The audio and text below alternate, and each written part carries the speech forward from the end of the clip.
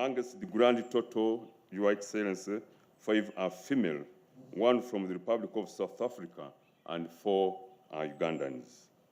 They are due to graduate on Thursday, 27th June.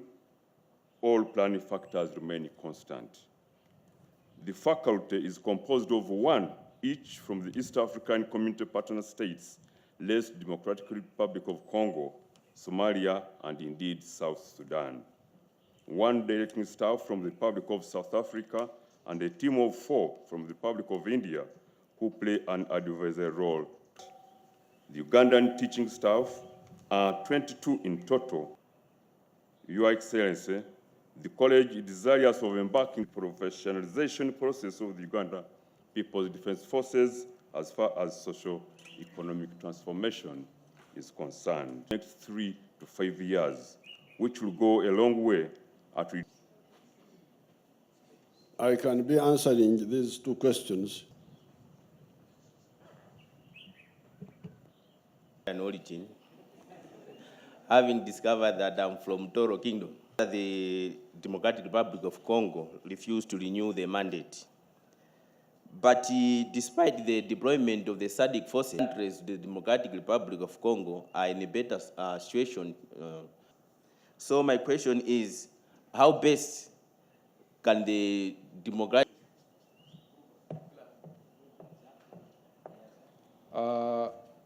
at various forums, sir, I have seen that you have talked Padel, Gago, that we undertook.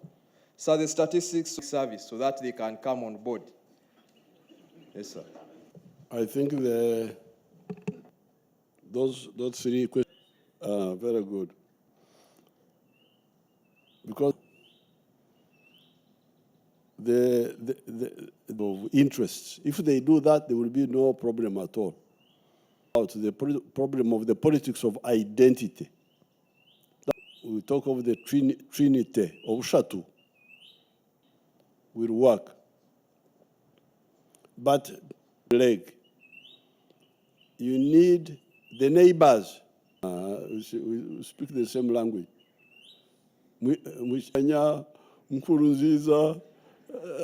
I don't know why we said Mwalimu is the one who can help us. Mwalimu Nyerere. Jimmy Carter.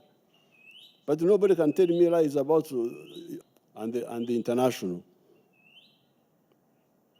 Coffee and all that.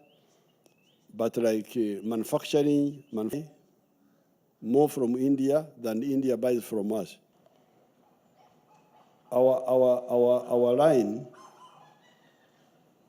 is that the use of ethnicity is a misdiagnosis of society. We look at society like a patient or a client looking for health. So if you are an analyst and you look at your society, the way we handled it ourselves here is that we asked 3 questions. And if you look at the societies which are prosperous now in the world, it is exactly through that, through production of goods and services and selling them. So this is the fundamental starting point. To answer the question, where does prosperity come from? Does it come from begging? Can you be prosperous by begging other countries? Our answer is no. You can only be prosperous if your people, your citizens, or when the government creates an atmosphere where the people produce goods and services and sell them.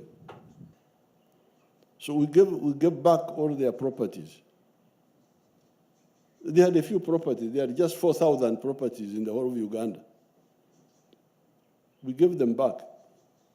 And because of that, the signal we sent out, I think now there are like 900 factories in Uganda built by these Indians, those who came back, and even others, the new ones who came, who had the information that Uganda has no discrimination. So they came. That's one of the reasons our economy is growing quite strongly. This year, the economy grew by 6%, and it will grow even faster once we solve some other problems. So therefore, the politics of ethnicity and identity in general is wrong politics. So even there, in Somalia, they must solve that problem. Whether they negotiate or whatever they do, the politics of identity must be addressed. It is not a problem only here. When you see the problems in the Middle East,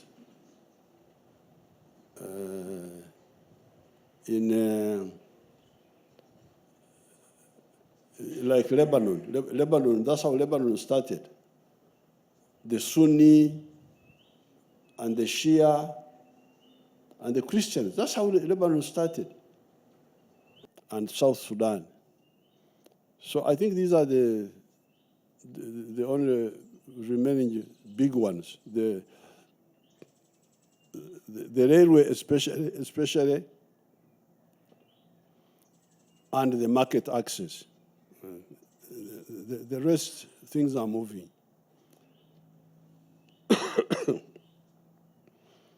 Now, finally, the pseudo-ideology of the civil servants. Yes, in some cases, we can bring in the army to supplement. You remember the Operation Wealth Creation under General Saleh, 2013, when we had to use the army to distribute. Those people who don't know much about this part of the world, they didn't know that these areas have got a lot of potential. But the problem was that much of the society was outside the money economy. They were in the traditional economy, traditional non-money economy. The modern economists call it subsistence economy. Now, by 2013, 68% of the homesteads in Uganda were still outside the money economy. During the time of the British, by the time we did the census in 1969, after the British had left, only 4% of the population were in the money economy. The rest were outside. Here, life is very easy.